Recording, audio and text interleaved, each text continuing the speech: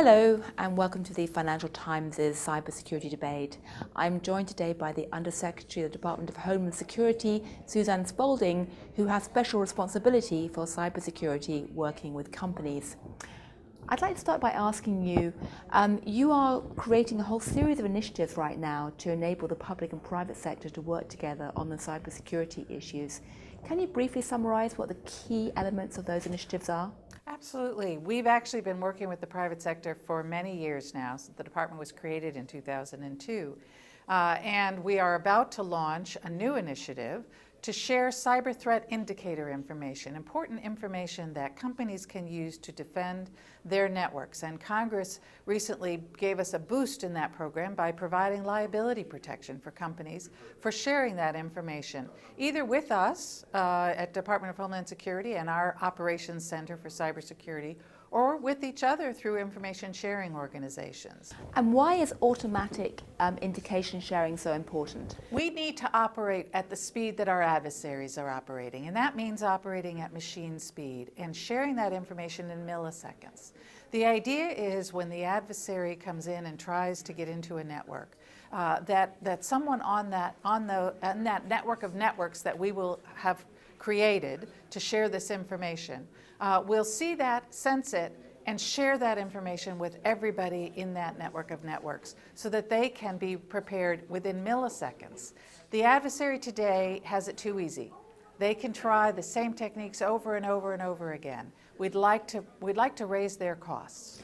And some companies have complained that there really hasn't been very effective dialogue between the public and private sector in the past. Certainly the US Chamber of Commerce has been very wary of collaborating too deeply. Do you think that's changing? Well, I think we've managed to build trust over many years. One of the things that the private sector worries about is, will their information be protected? And so Congress has given us special authority and responsibility to receive information from the private sector, and we have to protect it very carefully, and we can protect it against litigation requests, FOIA requests.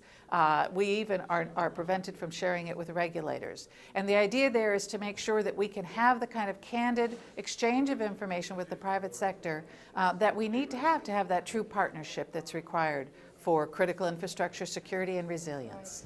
And just lastly, many people see the attack on the electricity grids in Ukraine as a watershed moment in terms of the capabilities of cyber criminals to attack key infrastructure. Could that happen in America, that type of attack? What we saw happen in Ukraine, and we were part of an interagency team that went over to understand what happened there, was an attack on industrial control systems that brought down critical infrastructure upon which civilian populations depend. It's the first time we've seen that happen, and it could happen in any sector, not just the electric sector.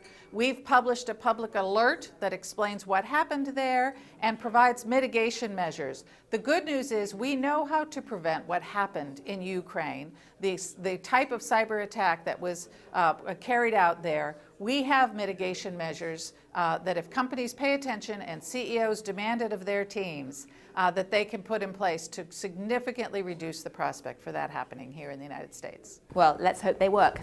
Thank you very much indeed, Undersecretary. Thank you.